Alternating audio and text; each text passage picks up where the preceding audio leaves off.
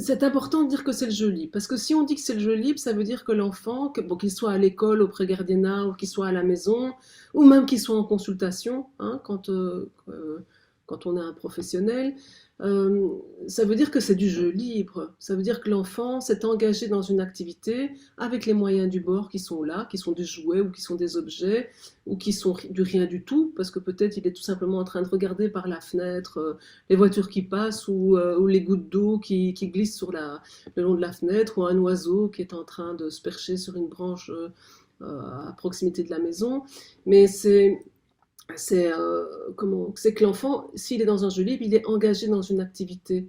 Et donc, ça veut dire nécessairement qu'il fait quelque chose, à moins que ce soit un enfant qui ait des conduites stéréotypées, qui fait tout le temps la même chose.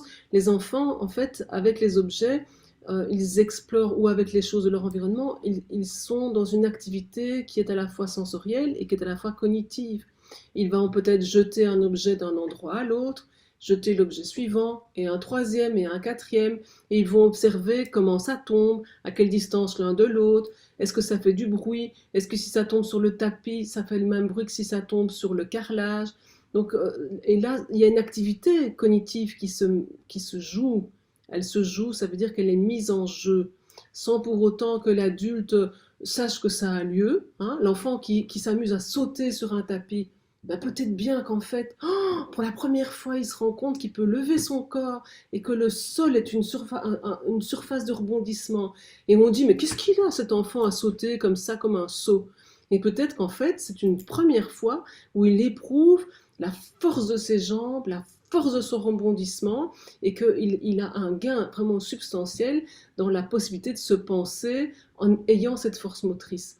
Et puis il va se coucher au sol, et au sol, la chaleur donne, et il va sentir qu'il y a de la chaleur. On a l'impression qu'il ne fait rien, il est couché sur le sol, mais peut-être qu'il écoute les résonances du chauffage et de l'eau qui passe en dessous des carrelages.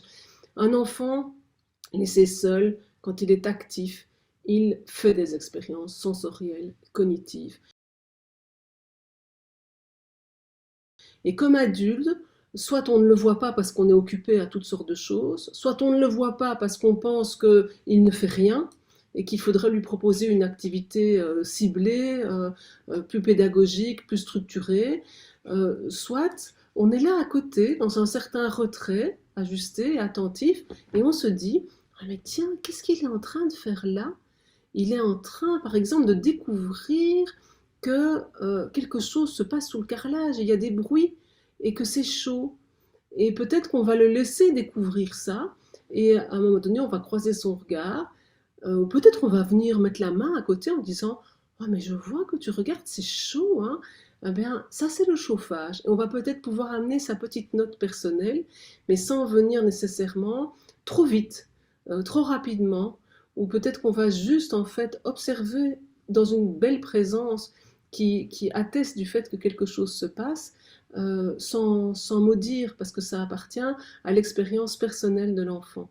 Les enfants font toutes sortes de choses. Tout fait farine au moulin dans l'expérience des enfants au travers de leurs jeux et dans leur rapport au temps libre qu'ils ont.